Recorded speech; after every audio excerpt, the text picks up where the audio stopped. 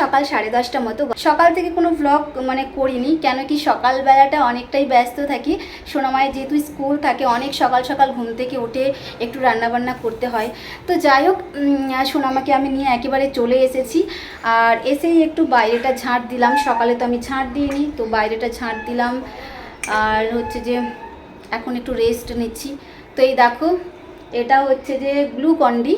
তো এটা অরেঞ্জের গ্লুকন্ডি, এটা আমার বেশ ভালো লাগে। আর এখানে হচ্ছে সোনামা এসে হাত পা ধুয়ে ও হচ্ছে আম কাটতে বসে গেছে, তোমাদেরকে দেখাচ্ছি। এই দেখো, ও হচ্ছে যে আম কাটতে বসে গেছে। আর এখানে দেখো অনেক আম এনেছি আচার করার জন্য। তো কিছু আম আমি মানে কাঁচা আমগুলো আমি বাজার থেকে কিনে এনেছি আচার করার জন্য। একটা তেল আম করব আর একটা গুড় আম করবো সেই জন্য। আর এই পাকা আমটা হচ্ছে যে দিয়েছে কাকিমাদের 3-3টে গাছ আছে, তো অনেক আম হয়েছে ওদের। তো অনেকগুলোই আম দিয়েছে, অবশ্যই বড় বড় আম দিয়েছে, ছোট আম দিয়েছে। ওই মাম্মামের মামি খাচ্ছে আর মাম্মাম সোনা খাচ্ছে, ওরা দুজনেই খাচ্ছে। তো আমিও এই যে এই অরেঞ্জ জুসটা খেয়ে মানে এই গ্লুকন্ডিটা খেয়ে তারপরে হচ্ছে যে আমি আমার কাজে লেগে পড়বো। আমগুলো মানে পরশুদিন নিয়েছিলাম কিছু, আর আজকে কিছু নিয়েছি। মায়েদের ওখানেই ছিল যেটা পরশুদিন আমি নিয়েছিলাম। তো ওটা না একটু তলতলে হয়ে গেছে, মানে হালকা আর কি। তো ওটা কেটে দিতে হবে, না হলে এত গরম পড়েছে কি বলবো, আরও হচ্ছে তলতলে হয়ে যাবে, তাহলে একদম সব আম বেকার হয়ে যাবে। 4.5 কেজি আম নিয়েছিলাম, তো মা কিছু রেখেছে আর আমি কিছু নিয়ে এসেছি। মা কাসুন্দি আচার করবে, কিছু করেছে আবার কিছু করবে, তো সেই জন্য মায়ের ওখানে কিছু আছে আর আমি কিছু নিয়ে এসেছি। তো চলো খেয়ে নিই। আর কি তারপরে পরে আসছি তোমার সাথে কথা বলতে। কোথায় গো গালে দাঁড়া, মাম্মাম সোনাও খেতে কিন্তু খুব ভালোবাসে এই গ্লুকন্ডিটা। 1 কেজি নিয়েছিলাম। তো চলো, অনেকক্ষণ তো রেস্ট নিলাম, এখন একটু কাজে মন দিই। তো সোনামাও কিন্তু আমাকে তখন থেকে বলছে যে মা আমিও কিন্তু তোমার হাতে হাতে কাজ করে দেব, তুমি কিন্তু একদমই আমাকে না বলবে না। তো ওকে বললাম ঠিক আছে চলো তাহলে দুজনে মিলেই হচ্ছে যে কাজ করি। ওকে আমি বলেছি আমি হচ্ছে যে আমগুলো কেটে দেব, আর তুমি আমের ভিতরে যে বীজগুলো আছে ওগুলো হচ্ছে চামচ দিয়ে বের করে দেবে। তো সোনামা বলল ঠিক আছে তাই আমি করব। তো এখানে দেখো আমি বেডশিটের উপরে সব আমগুলো হচ্ছে যে মানে বিছিয়ে দিয়েছি। আমগুলো আগে ভালো করে পরিষ্কার করে মানে জল দিয়ে পরিষ্কার করে তারপরেই কিন্তু বেডশিটের মধ্যে দিয়েছি। তো ভালো করে মুছে নিচ্ছি, দেখতেই পাচ্ছ। এটা যেহেতু মশলা আচার হবে সেই জন্য আগে থেকেই ধুয়ে পরিষ্কার করে নিয়েছি। তো বন্ধুরা দেখো, মাম্মাম সোনা হচ্ছে যে তাল শাঁস নেওয়ার জন্য দাঁড়িয়ে আছে। বছরের প্রথম একেবারে তাল শাঁস নরম নরম। 20 টাকার কটা? 5টা না? 20 টাকার 5টা? 10টা। তো আমরা হচ্ছে যে 40 টাকা নিয়েছি। উফ, ওর বাচ্চাকে খাওয়াবে দেখো, এই যে ওর বাচ্চাকে খাওয়াবে বলছে। শোনো মা, মামিকে দেবে, ঠিক আছে? ওকে। হ্যাঁ, খুব নরম, খুব সুন্দর, দেখি একটু, দারুণ দারুণ। সত্যি কথা বলতে তালশাঁস খেতে কিন্তু আমি খুবই ভালোবাসি। তালশাঁস দেখেই কিন্তু আমার একেবারে লোভ লেগে গিয়েছিল, না কিনা আমি একদম থাকতেই পারলাম না। তো সেই জন্য দেখো একেবারেই কিন্তু 40 টাকা নিয়ে নিয়েছি। এত দাম তালশাঁস কি বলবো বন্ধুরা, অনেকটাই দাম।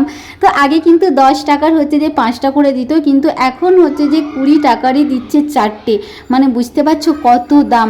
তো যাই হোক নিয়ে নিয়েছি 40 টাকার। আমরা তো বাড়িতে আছি হচ্ছে যে 3 জন, আমি মাম্মাম সোনা আর হচ্ছে যে ভাইয়ের বউ। তো আমরা 3 জনে হচ্ছে যে খেলাম। আমি তো ওই 2টো মতো খেয়েছিলাম, আর 2টো বোন খেয়েছিল, আর বাদ বাকি যা ছিল সোনামাই খেয়েছে। তো যাই হোক চলো, তাল শাঁস তো খেয়ে নিলাম। তারপরে এখন হচ্ছে যে কাজে হাত লাগিয়েছি। মা তো আমাকে বারবার বলেছিল তুই আম একদমই কাটতে পারবি না, ভালো করে দেখে শুনে কাটবি, না হলে কাঠারি নিয়ে যা এখান থেকে। আমি তো মায়ের কোনো কথাই শুনিনি, আমি মাকে বলেছিলাম দেখো মা আমি ঠিক পারবো কাটতে। আর সত্যিই তাই বন্ধুরা, এত সহজভাবে আমি কেটে দিলাম এতগুলো আম, কি বলবো। তো বোনও কিন্তু প্রথমে বলছিল দিদি আর বটিটাও কিন্তু অনেকটাই নড়বড়ে আছে, তোমার কিন্তু হাতে লেগে যেতে পারে, একটু সাবধানেই করবে। তো যাই হোক কোনো কিছু সেরকম হয়নি, আমি একেবারে সাবধানেই কেটেছি আর অনেক সহজভাবেই হচ্ছে যে আমগুলো কেটে নিয়েছি। আর আচার খেতে তো আমি সত্যি ভীষণ ভালোবাসি, তোমরা কে কে ভালোবাসো অবশ্যই কমেন্ট করে জানিও। আর আমার সোনামা এত ভালোবাসে আচার খেতে, কি বলবো বন্ধুরা। ও তো মানে গত বছর যে আমার বাড়িতে আচার ছিল ওই মানে পুরোটা খেয়ে নিয়েছে। একটা ছিল গুড় আম আর একটা ছিল হচ্ছে যে আম তেলটা সেরকম খায়নি, কিন্তু গুড় আম যে ছিল পুরোটাই কিন্তু ও খেয়ে নিয়েছিল। ও ভীষণ ভালোবাসে আচার খেতে। তো যাই হোক চলো, ছাদে এত রোদ দিয়েছি কি বলবো, দুদিনেই মোটামুটি ঠিকভাবে শুকিয়ে যাবে। খুব একটা আমি শুকোতে দেব না, ওই 2-3 দিন রোদে দেবো, তারপরে হচ্ছে যে মশলা আচারটা করা হবে। আমি তো এদিকে আমার কাজগুলো গুছিয়ে নিচ্ছি, আর ওদিকে বোন হচ্ছে যে রান্নাবান্নার কাজটা গুছিয়ে নিচ্ছে। সত্যি কথা বলতে আমরা দুজনেই কিন্তু মিলেমিশে একেবারে কাজ করি। আর তার সাথে কিন্তু আছে আমাদের সোনামাও। সোনামাও কিন্তু আমাদেরকে প্রচুর হেল্প করে, মানে যেটাই বলি সেটাই কিন্তু শোনে। এখন কিন্তু ওকে আমি বলিনি যে আমটা তুমি রোদের মধ্যে দিয়ে দাও, ও নিজে থেকেই এই কাজটা করছে। 2টো থেকে বসেছি আমি ভিডিও এডিট করার জন্য, কিন্তু এখন আমার কোনো কিছুই হয়নি, মানে এতটা পরিমাণে বিরক্ত লাগছে কি বলবো বন্ধুরা। ভাবি আমি 3টের সময় ভিডিও আপলোড করব, কিন্তু সেটা আর একদমই হয়ে উঠছে না। দাঁড়াও, তোমাদেরকে না একটা জিনিস দেখাচ্ছি। একটা না নতুন সদস্য এসছে জানো তো, দেখেই আমার ভয় লাগছে। এই দেখো, দাঁড়াও ভালো করে দেখাচ্ছি। দেখেছো বন্ধুরা, এটা হচ্ছে যে বোলতা, নিশ্চয়ই বোলতার কোথাও চাক হয়েছে, না হলে এখানে কি করে আসবে। দেখেই না আমার খুব ভয় লাগছে। এই দেখো, ওরে বাবা, এত গরম লাগছে, এত গরম লাগছে কি বলবো। দু চোখে একটু ঘুমও নেই আমার। তো আমি হচ্ছে যে শর্ট ভিডিও কিছু এডিট করলাম, তারপরে হচ্ছে যে লং ভিডিও এডিট করলাম, মানে এখনও আমার এডিটের কাজ চলছে। লং ভিডিওটা আমার এডিট করা হয়ে গেছে, কিন্তু শর্ট ভিডিওটা এখনও এডিট করা হয়নি, যেহেতু আমাকে ফেসবুকে আপলোড করতে হবে। তো সেই জন্য এখনও বসে বসে বসে হচ্ছে যে শর্ট ভিডিওগুলো এডিট করছি। এখন বাজে 5:30 মতো, আর এই দেখো আমি হচ্ছে যে যাচ্ছি এখন ছাদে। তো যেহেতু আমার আমটা হচ্ছে যে দেওয়া আছে রোদের মধ্যে, তো সেই জন্য ওটা আমি নিয়ে চলে আসি। মানে একটু আমি সিঁড়িতে উঠতে না উঠতেই পুরো হাঁপিয়ে যাচ্ছি, এত কষ্ট হয় আমার সিঁড়ি বেয়ে উঠতে কি বলবো। উফ, আমাদের এদিকে এত গরম বন্ধুরা কি বলবো, রুমে তো থাকতেই পারছি না, একেবারে যেন ভাবতে যাচ্ছি আমরা সবাই। এই 2 দিন ধরে খুব খুব কষ্ট হচ্ছে আমাদের, না ফ্যানের বাতাস গায়ে লাগছে, না গাছপালা একটু হচ্ছে যে মানে নড়ছে, কিছুই না। উফ, এই দেখো, তো চলো এগুলো হচ্ছে যে তুলে নিয়ে চলে যায়। কি কষ্ট বাবা, দেখি কতটা কি হয়েছে। আর 2টো রোদ দিলে মোটামুটি হয়ে যাবে।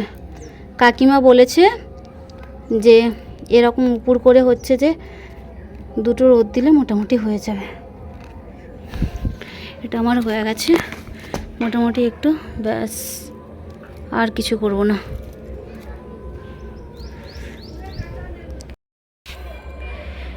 তো বন্ধুরা এই দেখো, আমার সাথে সাথে কিন্তু আমার সোনামাও চলে এসেছে ছাদের ওপরে। তো ওকে বললাম যে সোনামা তুমি একটু ভিডিও করে দাও আমাকে, আমি হচ্ছে যে এগুলো তুলে দিই। তো ও আমাকে বলছে মা তুমি আমাকে ভিডিও করে দাও, আমি তোমাকে হেল্প করে দিচ্ছি। তো এই দেখো ও আমাকে হেল্প করে দিচ্ছে। আর জামা পরেছে দেখেছো, ওকে কত করে বললাম এই জামাটা পরো না, অসহ্য গরম লাগছে। কে কার কথা শোনে, শুধু ওই জামাটাই ওর পছন্দ।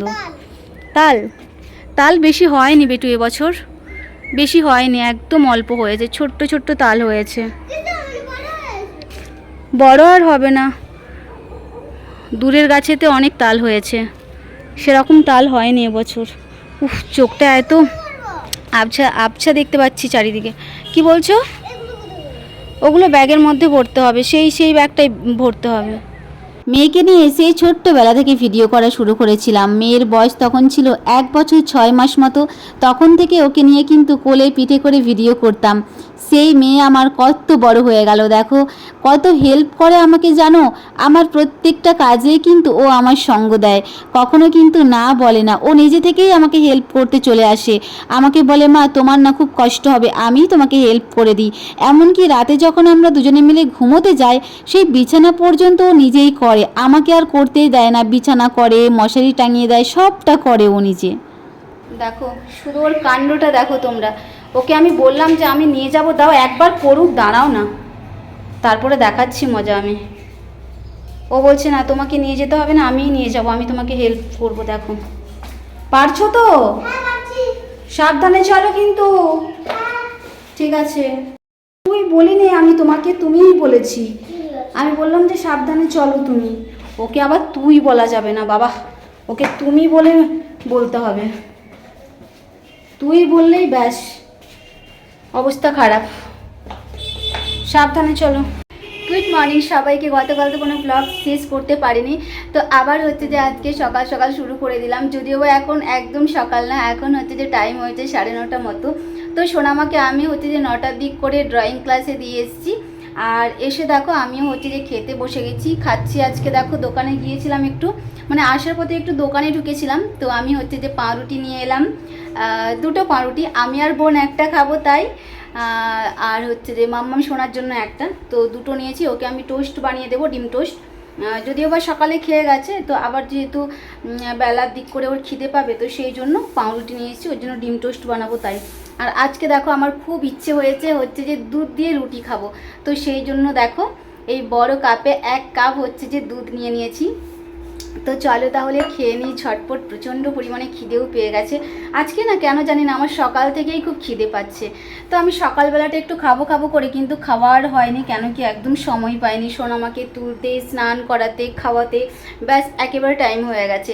আর আমারও দেখো মানে আমিও সকালে ঘুম থেকে উঠে আমিও স্নান করলাম, ঘরে একটু কাজকর্ম করলাম, বোন কিছু কাজ করলো, তো এসব করতে করতে মোটামুটি আর খাওয়া হয়নি। তো এখন একদম ফ্রি আছি, তো চলো হচ্ছে যে খেয়ে নিই চটপট, তারপরে হচ্ছে যে রান্নাটা বসিয়ে দেবো, তারপরে মামামকে আনতে যাব।